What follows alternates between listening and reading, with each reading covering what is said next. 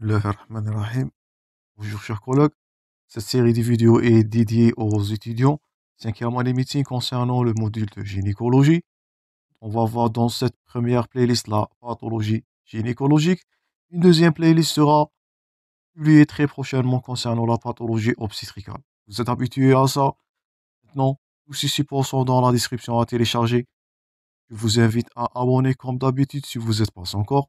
Contactez-moi à Instagram pour vos propositions et questions. Toujours maximum de partage pour que ces vidéos atteignent le maximum nombre des étudiants le plus tôt possible. Ça, c'est le but de ces séries de vidéos. On commence le premier cours dans la pathologie gynécologique. Un motif de consultation fréquent, c'est les aménorrhées. On va voir premièrement les aménorrhées primaires et deuxièmement les aménorrhées secondaires. C'est le cours de Dr Beniato et on commence notre démarche. Donc, comme introduction, c'est bien, l'aménorrhée primaire, c'est pas une maladie, mais c'est un symptôme. Elle fait partie de la sémiologie de nombreuses pathologies. Donc, vous allez avoir dans votre consultation, en tant que médecin, des femmes qui vont souffrir, ou bien qui vont réclamer de l'aménorrhée, qui est un symptôme, premièrement. C'est, et deuxièmement, la cause la plus fréquente de l'aménorrhée primaire, c'est le simple retard pubertaire. L'intérêt de cette question aujourd'hui vient du fait qu'il s'agit d'un symptôme assez fréquent. Vous allez retrouver ça, je répète, dans plusieurs pathologies dans vos consultations. Les causes, ils sont multiples. Donc, comme médecin, il faudra diagnostiquer, il faudra savoir quelle est la cause et que cette pathologie-là, elle convient de bilanter correctement pour éviter les retards diagnostiques et le traitement mal adapté. Donc, c'est un symptôme, premièrement. L'aménorrhée, c'est un symptôme, c'est pas une maladie. Ça pourra être la cause d'un simple retard pubertaire, voire de multiples pathologies de plusieurs causes peuvent être incriminées. Le rôle toujours du médecin, donc, c'est de faire un diagnostic probable et bilanter correctement, argumenter ses examens paracliniques pour rechercher la cause et bien prescrire une conduite thérapeutique. En définition, on appelle, donc ça c'est quelques notes à retenir. Pour tout ce qui est rouge, tout ce qui est en couleur, bien sûr, comme d'habitude, vous êtes habitué à ça, j'espère. Sont questions fréquentes d'examen, sont à retenir, j'espère, et je vous invite à prendre note de fur et à mesure qu'on avance dans le cours. Donc, on appellera une ménarche, premier terme, c'est l'apparition des premières règles. Vous allez retrouver ce terme-là fréquemment dans vos cas cliniques. L'aménorrhée primaire, maintenant, deuxièmement. Toujours les notions de base sont à retenir. On dira qu'une fille, elle a, ou bien une femme, elle a une aménorrhée primaire, elle est définie par l'absence de ménarche chez une jeune fille de plus de 16 ans. Donc, primaire veut dire que cette aménorrhée, elle a survenu pas, ou bien pas après des règles normales. Donc, première absence d'aménorrhée totalement directement chez une jeune fille de 16 ans. Celle-là, elle est dite primaire. L'aménorrhée, elle est dite secondaire si elle va survenir chez une femme ou elle a été normalement réglée. On dira le terme secondaire. On traitera premièrement les aménorrhées primaires, leur cause, le bilan, argumenter votre examen et dernièrement prescrire un traitement adéquat. Donc, la démarche diagnostique ou bien la conduite à tenir dans cette première partie. Premièrement, l'interrogatoire. Donc, vous voyez là le temps majeur de l'examen. Un examen clinique général et gynécologique, donc les deux, pas seulement un examen gynécologique, un examen général aussi, il est à pratiquer, vous allez voir ça dans la conduite. Et troisièmement, toujours argumenter vos examens complémentaires. Est-ce que vous êtes en train de chercher un retard pubertaire, ou bien un impuburisme, ou bien une pathologie chromosomique? Vous allez voir les causes de l'aménorrhée primaire. Premièrement, l'interrogatoire. Donc, vous allez rechercher premièrement sur le plan familial, l'âge de la puberté de la mère, les sœurs, est-ce qu'il s'agit des pathologies familiales, la notion héréditaire, maladie familiale. Sur le plan personnel, chez la fille, les circonstances de la grossesse et de l'accouchement de la mère, Est-ce qu'il s'agit d'une souffrance fœtale, une souffrance néonatale? Nous allons aborder ça dans la partie obstétricale, dans la deuxième playlist. Les pathologies médicales, est-ce qu'il s'agit des antécédents de tuberculose? Une tuberculose génitale pourra être une cause améliorée. Un BCG, maladie chronique, un traumatisme crânien, l'axe gonadotrophique et les méningites.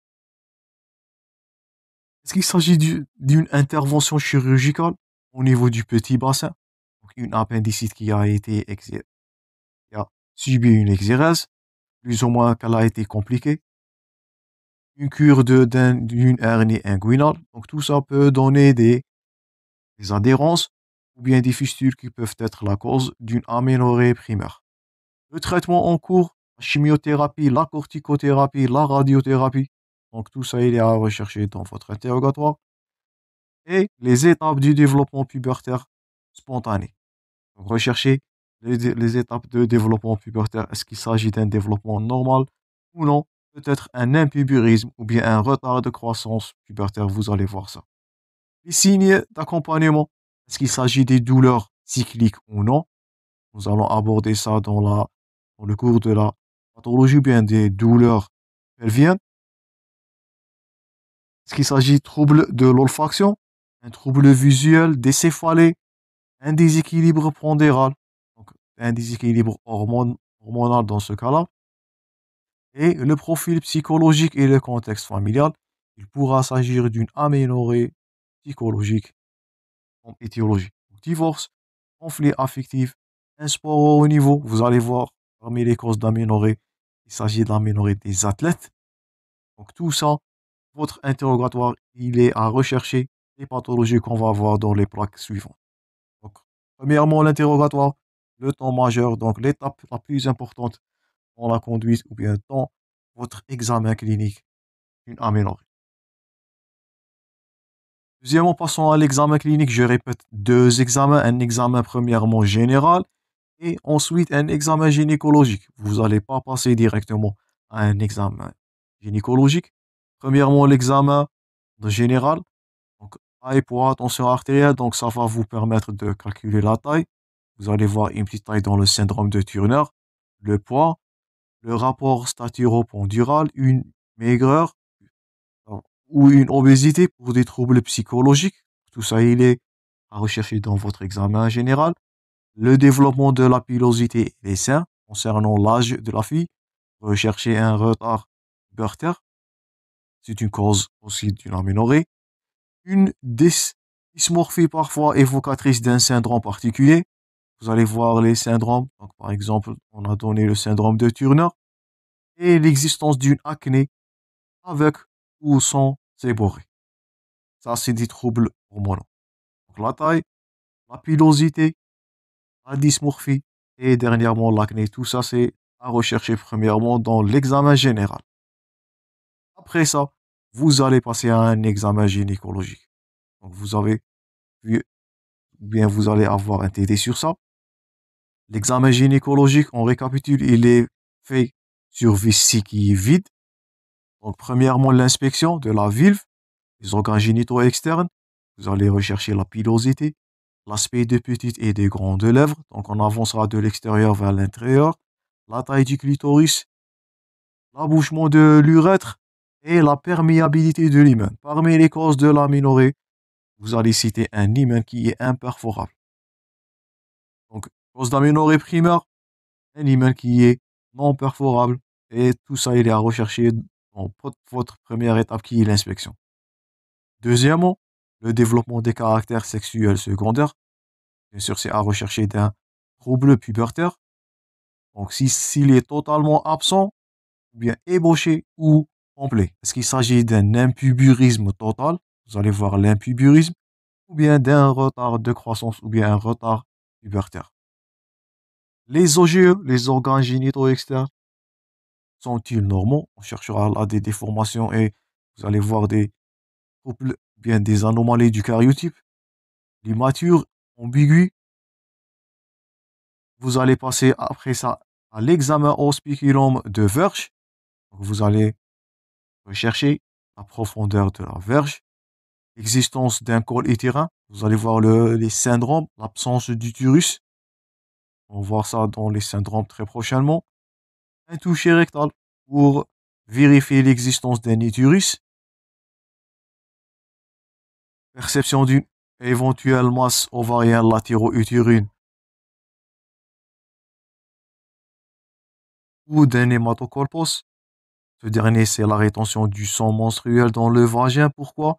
Par une imperforation de l'hymen. Donc, votre inspection, ça va être confirmé par un toucher rectal. Donc, ce dernier, il est à compléter par un toucher vaginal selon la souplesse de l'hymen. Recherchez aussi une galactorée, pourra être d'une aménorrhée par hyperprolactinémie. Tout ça, on va voir dans cette démarche.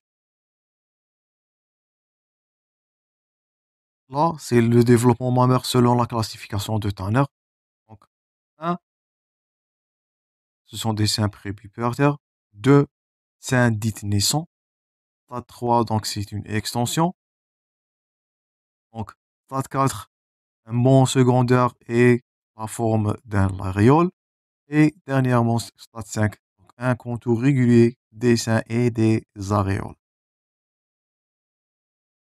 Ça, c'est pour la classification de Tanner. Ça, c'est le développement de la pilosité pubertaire et pubaine.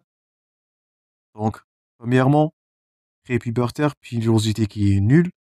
2, une légère pilosité labiale. 3, une quantité augmentée de poils sur l'éminence pubienne, sur l'axe. 4, une pilosité chez l'adulte, qui va être distribuée au pubis. Et dernièrement, pilosité chez l'adulte avec distribution qui s'étend aux parties supérieures même des cuisses. 2, classification ou bien 2 stades. Premièrement, pour le développement de sein et deuxièmement pour la pilosité pubienne. Là, c'est les manœuvres qu'on a déjà citées précédemment dans les plaques précédentes. Donc, premièrement, de l'extérieur vers l'intérieur, la palpation des grandes lèvres, chercher des anomalies. L'inspection des organes génitaux externes, position gynécologique toujours. Passons maintenant à l'examen au spéculum, rechercher s'il s'agit d'un utérus ou non.